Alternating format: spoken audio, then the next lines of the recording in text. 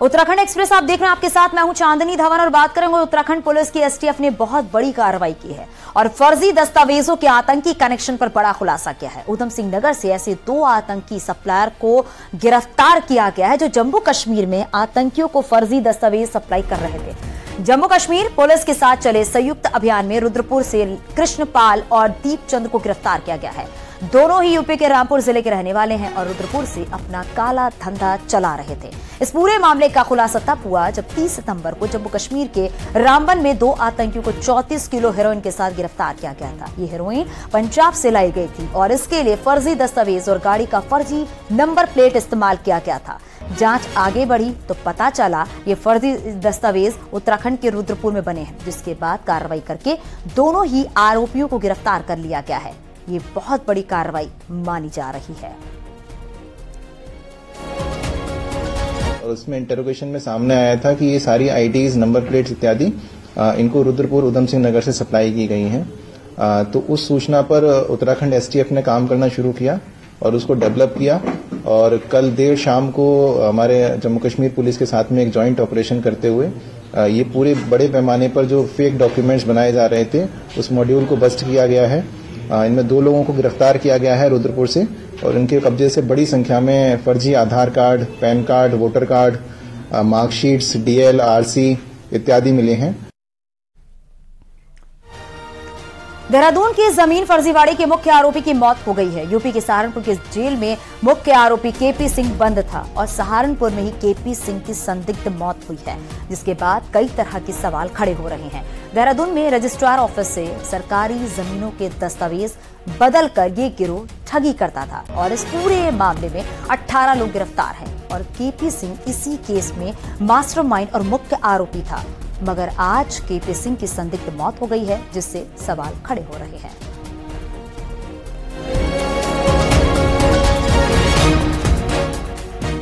उत्तराखंड के बहुचर्चित UK SSSC paper leak मामले की जांच अब अंतिम चरणों में है। पूरे मामले में एसटीएफ ने अभी तक 63 आरोपियों को गिरफ्तार किया है। वही मामले की पड़ताल और आरोपी से पूछताछ के दौरान एसटीएफ के सामने 2 और नाम सामने आए हैं जिन्होंने पेपर लीक कर आगे पहुंचाया था, लेकिन अभी तक ये दोनों आरोपी एसटीएफ की गिरफ्त से दूर है। इनमें एक आरोपी मोहम्मद कसान है जो कि लखनऊ की कंपनी RMS में काम करता था, जिसने कंपनी के मालिक राजेश चौहान के कहने पर पेपर कंपनी से बाहर किया था। दूसरा आरोपी परवेज, जिसने केंद्रपाल तक पेपर सप्लाई किया था। दोनों आरोपी फिलहाल फरार हैं, जिन पर एसटीएफ ने 50-50 हजार रुपए का इनाम घोषित किया है। वहीं एसटीएफ ने पूरे मामले में 325 से ज्यादा नकलचियों को भी चिन्हित किया है, जिनके बयान पर भी दर्ज किए गए हैं। वहीं मामले में एसएसपी एसटीएफ का कहना है कि दोनों आरोपियों की तलाश जारी है।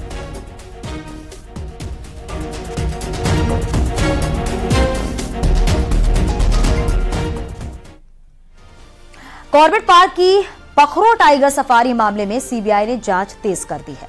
सीबीआई ने फॉरेस्ट हेडक्वार्टर में दस्तक दे दी है। मंगलवार और बुधवार को लगातार 2 दिन सीबीआई फॉरेस्ट हेडक्वार्टर पहुंची, जहां पर सीबीआई अफसरों ने फॉरेस्ट चीफ अनूप मलिक से लंबी बातचीत की है। सूत्रों की माने तो इस दौरान सीबीआई ने कुछ जरूरी दस्तावेज भी खंगाले हैं।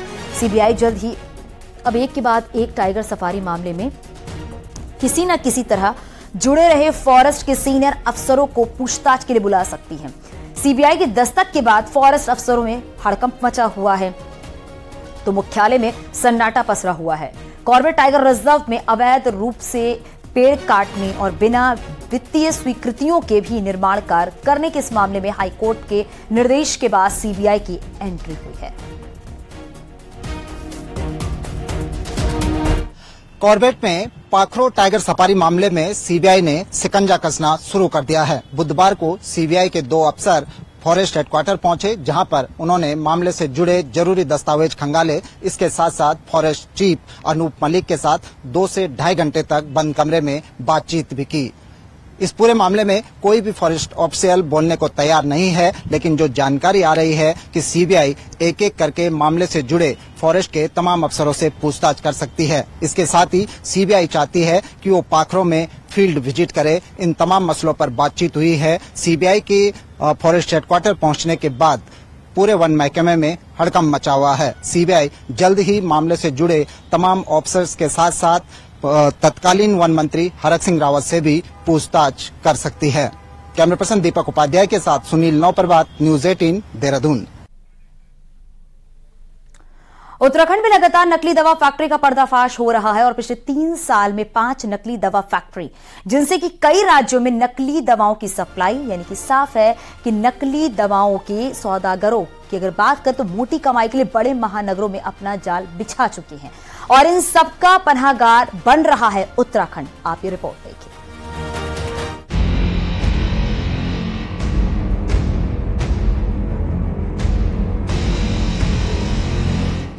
रुड़की और हरिद्वार में नकली दवा फैक्ट्री के मामले सामने आने के बाद ये साफ है कि उत्तराखंड में नकली दवाओं के जाल बड़े स्तर पर फैले हैं। पिछले 3 साल में 5 नकली दवा फैक्ट्री का खुलासा हो चुका है, जो उत्तराखंड, बिहार, झारखंड, यूपी, दिल्ली और हिमाचल के करीब 44 बड़े शहरों में 7 करोड़ से ज्यादा की नकली दवाओं की सप्लाई कर चुके हैं।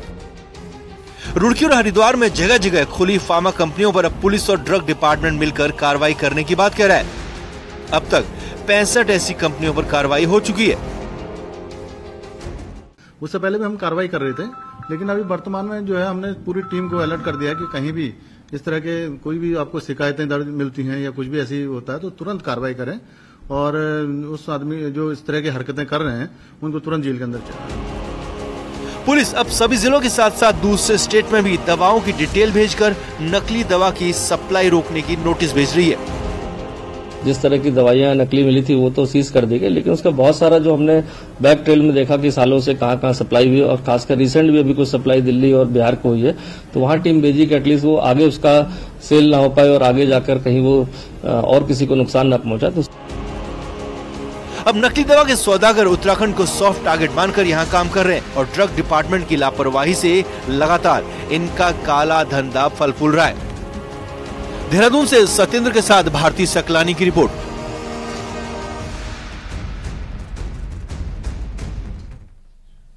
उत्तराखंड ग्लोबल समिट को लेकर सीएम पुष्कर सिंह धामी का यूएई दौरा खत्म हो गया है और सीएम धामी दिल्ली लौट चुके हैं और आज सुबह सीएम दिल्ली पहुंचे।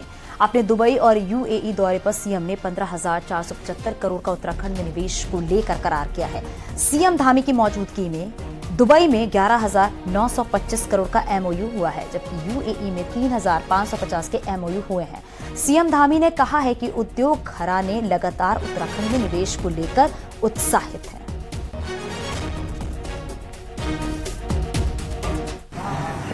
कि हमारा काम बहुत तेजी से आगे बढ़ रहा है।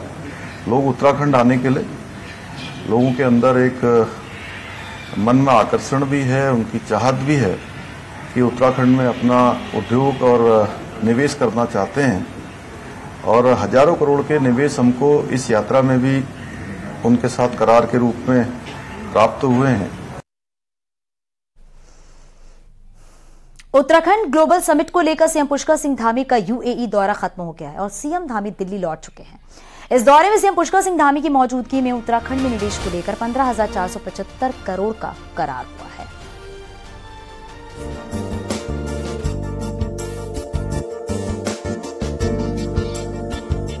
उत्तराखंड ग्लोबल समिट को लेकर सीएम पुष्कर सिंह धामी का यूएई दौरा खत्म हो गया है और दुबई में 11,925 करोड़ के साथ यूएई में 3,550 के एमओयू पर साइन हुए हैं। कल दौरे के दूसरे दिन अबू धाबी में करीब 3,550 करोड़ के एमओयू सीएम धामी की मौजूदगी में साइन किए गए हैं। अबू धाबी में लुलु ग्रुप के साथ रियल एस्टेट में 1,000 करोड़ का करार किया गया है। लुलु के साथ ही हायर मार्केट में 500 करोड़ और फूड पार्क में 250 करोड़ का समझौता किया गया। इसके साथ ही एसीटी फैसिलिटीज, मिडिल ईस्ट के साथ 1,500 करोड़ और रीजेंट ग्लोबल के साथ फार्मा सेक्टर में 300 करोड़ के एमओयू साइन किए गए। इसके साथ ही मुख्यमंत्री ने सभी उद्योग घरानों को 8 और 9 दिसंबर को देहरादून में होने वाले इन्वेस्टर समिट में आने के लिए निमंत्रण दिया है कि 8 और 9 दिसंबर को हमारा इन्वेस्टर समिट देहरादून के अंदर आयोजित होगा। मैं आप सब लोगों से भी आप सबको निमंत्रण देने के लिए भी आया हूं कि उत्तराखंड आप लोग आइए, come India, visit Uttarakhand, invest Uttarakhand और लोगों को प्रेरित करिए। और इसलिए करिए कि उत्तराखंड एक ऐसा राज्य है जहां पर कानून व्यवस्था अच्छी है और प्रकृति के द्वारा जो प्रदत्त चीजें हैं मैन मेड नहीं है, गॉड मेड है। इससे पहले मंगलवार को भी सीएम धामी ने दुबई में करीब 12,000 करोड़ के निवेश के एमओयू साइन किए थे। सर बायोटेक एंड हयात के साथ 2,000 करोड़, खमास हॉस्पिटैलिटी के साथ 2,000 करोड़ का एमओयू, कार्मिला ग्रुप के साथ 950 करोड़ का एमओयू, जीटीसी ग्रुप के साथ 800 करोड़ का करार, एक्सले ग्रुप के संग 700 करोड़ का एमओयू, फ्लो कॉन्ग्लोमरेट के साथ 500 करोड़ का करार, शरफ लॉजिस्टिक्स के साथ 500 करोड़ का करार, कॉन्सेप्ट ब्रांड के साथ 500 करोड़ का एमओयू हुआ। ये करार पर्यटन, शिक्षा, इंफ्रा, रियल एस्टेट और स्वास्थ्य के साथ ही मसाले और एरोमा से जुड़े हुए क्षेत्रों में हुआ है। क्योंकि उत्तराखंड में हमने जहां आज रोडों के क्षेत्र में, अन्य सुविधाओं के क्षेत्र में और जो हमारी नीतियां हैं उन सभी नीतियों को हमने बहुत लिबरल किया है, बहुत लिबरल नीतियां बनाई हैं और जिनमें हमको संशोधन करना था, जिनको हमने बदलना था, उन नीतियों को हमने बदला भी है। कुल मिलाकर यूएई दौरे पर 15,475 करोड़ से ज्यादा के समझौते किए गए हैं, जबकि अब तक धामी सरकार कुल 55,000 करोड़ के एमओयू कर चुकी है और अब सरकार देश के 6 राज्यों में रोड शो का आयोजन करेगी, जिसमें अहमदाबाद, चंडीगढ़, मुंबई, बेंगलुरु, चेन्नई और हैदराबाद शामिल हैं। बता दें, इस ग्लोबल इन्वेस्टर्स समिट के जरिए सरकार ने प्रदेश में 2.5 लाख करोड़ के निवेश का लक्ष्य रखा है। Bureau report, news 18।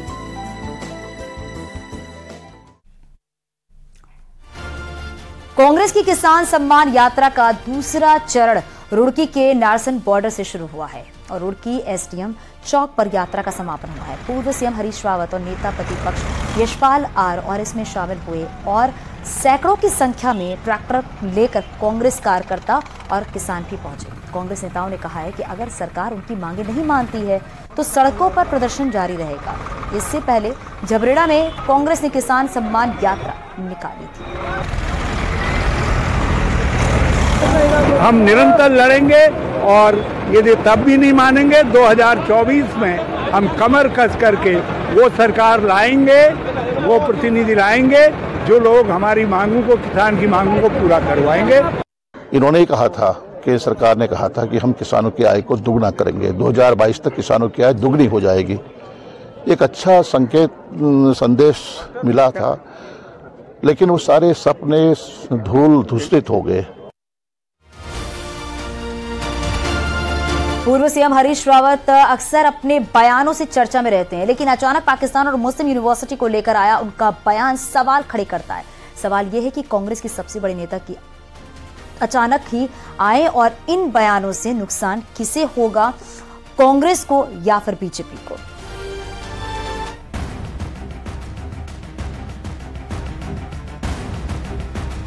लोकसभा चुनाव में सिर्फ 6 महीने बचे हैं। ऐसे में पूर्व सीएम हरीश रावत के बयानों की टाइमिंग कई सवाल खड़े करती है। कांग्रेस पर बीजेपी मुसलमानों के तुष्टीकरण का आरोप लगाती है और उसी कांग्रेस के सबसे बड़े नेता हरीश रावत कांग्रेस पर बीजेपी मुसलमानों के तुष्टीकरण का आरोप लगाती है और उसी कांग्रेस के सबसे बड़े नेता हरीश रावत के 2 बयान आते हैं। एक, हरीश रावत कहते हैं पाकिस्तान की सोच वीर सावरकर की थी जिसे जिन्ना ने अंजाम तक पहुंचाया।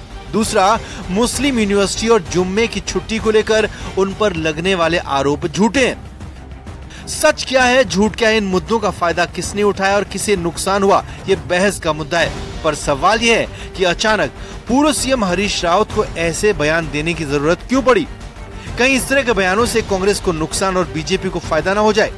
देखिए, हम कोई दौड़ने वाले लोग नहीं हैं, लेकिन सत्य सामने आना चाहिए। यदि सत्य से नुकसान भी होता है तो हम वो नुकसान सहेंगे, क्योंकि भाजपा की तरीके से हम झूठ के गर्व से पैदा नहीं हुए। हम तो सत्य, अहिंसा, शांति के गर्व से पैदा हुए लोग। हरीश रावत के मुताबिक कांग्रेस सच के नुकसान सहने को भी तैयार है, लेकिन बीजेपी की तरह झूठ नहीं बोल सकती। पर बीजेपी का कहना है कि हरीश रावत बयान देकर भूल जाते हैं और सफेद झूठ का नुकसान कांग्रेस को लोकसभा चुनाव में उठाना पड़ेगा। नहीं, कोई कारण नहीं है। भाजपा की तरफ से कुछ बात कही गई, मैंने उसके जवाब में उनसे कहा है, मैंने कहा भाई सिद्ध करो, प्रमाण दो। ये तो तुम्हारी अपनी दिमागी उपज है। राजनीति में बयानों की टाइमिंग का कभी पार्टियों को फायदा होता है तो कभी नुकसान। ऐसे में कांग्रेस नेता हरीश रावत के पाकिस्तान, नमाज और मुस्लिम यूनिवर्सिटी से जुड़े बयानों का नफा हो गया नुकसान, ये लोकसभा चुनाव के नतीजे बताएंगे। हरिद्वार से पुलकित के साथ दीपांकर भट्ट, न्यूज़ 18 देहरादून।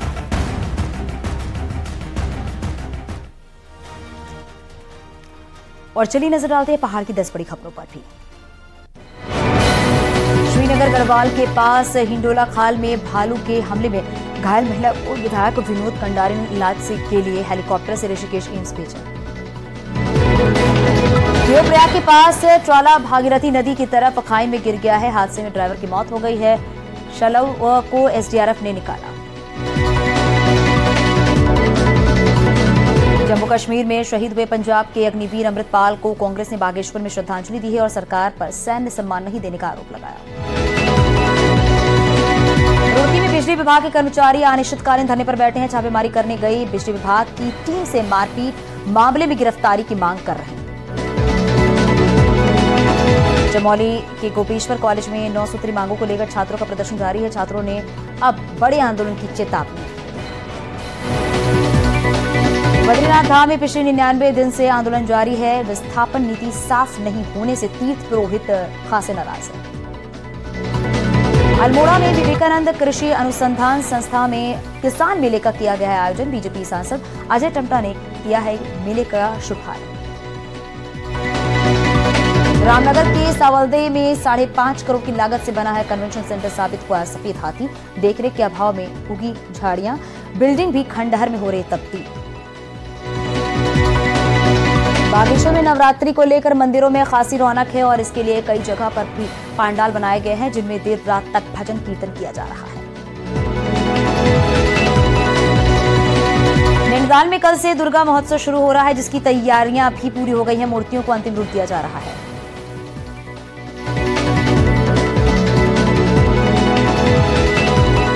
और बात कर लेते हैं रामनगर के हिम्मतपुर ब्लॉक में आम के हरे पेड़ों पर आरी चला दी गई है। यहां बागान मालिक ने 31 आम के हरे पेड़ काटकर प्लॉटिंग कर दी है जिसकी सूचना के बाद उद्यान विभाग में हड़कंप मचा हुआ है। पेड़ काटने वाले बगीचा मालिक काशीपुर के बताए जा रहे हैं। विभाग अब इन्हें नोटिस जारी कर रहा है।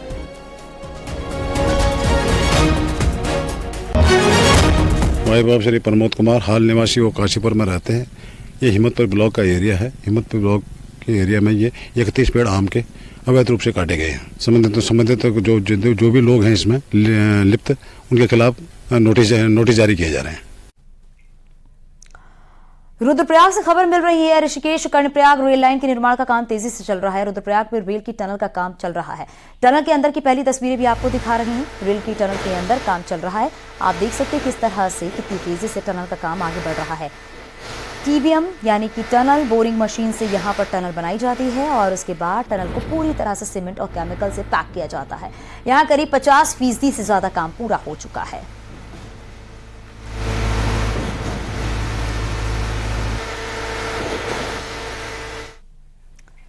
इंटरनेट के इस दौर में भले ही इंसान खुद में सिमट गया हो, लेकिन पिथौरागढ़ के बॉर्डर इलाकों में हालात बिल्कुल उलट नजर आते हैं।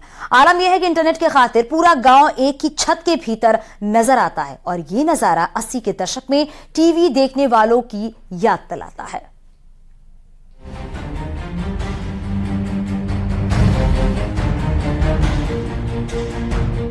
ये नजारा है चीन बॉर्डर के करीब बसे नाबी गांव का। यहाँ ग्रामीण देर रात तक एक छत के नीचे मोबाइल के जरिए बाकी दुनिया से जुड़ने की जद्दोजहद में। असल में पिथौरागढ़ के बॉर्डर इलाकों में मोबाइल कनेक्टिविटी नहीं है। ऐसे में सरकार ने इन इलाकों में एक सैटेलाइट इंटरनेट सिस्टम मुहैया कराया है, लेकिन सैटेलाइट इंटरनेट एक फिक्स रेंज में ही काम करता है और यही वजह है कि शाम होते ही इन इलाकों में लोग कुछ ऐसे ही एक छत के नीचे जमा होने लगते हैं। कोई इंटरनेट कॉल से अपनों से जुड़ता है तो कोई सोशल मीडिया से रूबरू होता है। ये नजारा गिने चुने बॉर्डर के गांव में ही देखने को मिलता है। ग्रामीण पूरे समूह में देर रात तक खुद को सैटेलाइट इंटरनेट सिस्टम के करीब रखते हैं ताकि देश और दुनिया से रूबरू हो सके। ये नजारा कुछ ऐसा ही है जैसा 80 के दशक में टेलीविजन को लेकर दिखाई देता था।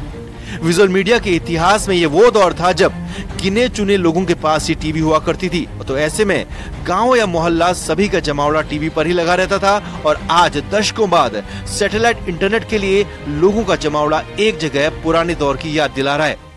तो सर ये सर 10-15 आदमी से ज्यादा सर कनेक्ट नहीं हो पाती सर। अगर ज्यादा लोग हो जाते तो फिर ढंग से बात नहीं हो पाती है और उससे वो नहीं हो पाते। अगर इससे ज्यादा और बढ़ा के वो करते या टावर लग जाता तो उसमें फिर ये दिक्कत खत्म हो जाएगी सर हमारा। सैटेलाइट इंटरनेट सिस्टम की अपनी सीमाएं भी हैं। इस सिस्टम में एक बार में सिर्फ 14 यूजर ही ढंग से काम कर पाते हैं, लेकिन यहाँ भी एक अनार 100 बीमार वाली हालत है। ऐसे में बॉर्डर के ग्रामीण भी अब देश के अन्य हिस्सों की तरह इंटरनेट यूजर बनना चाहते हैं। अब देखना यह है कि सरकार इनकी फरियाद आखिर कब तक पूरा करती है। न्यूज़ 18 के लिए पिथौरागढ़ से विजय वर्धन उप्रेती की रिपोर्ट।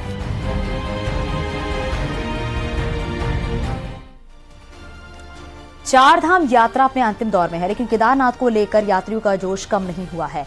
इस बार रिकॉर्ड तोड़ श्रद्धालु यहां पर पहुंचे और करीब 17.5 लाख श्रद्धालुओं ने दर्शन किए हैं, जो कि अब तक के इतिहास में रिकॉर्ड है। केदारनाथ में लगातार बर्फबारी हो रही है, ठंड बढ़ रही है, इसके बाद भी करीब 7,000 भक्त रोज केदारनाथ पहुंच रहे हैं।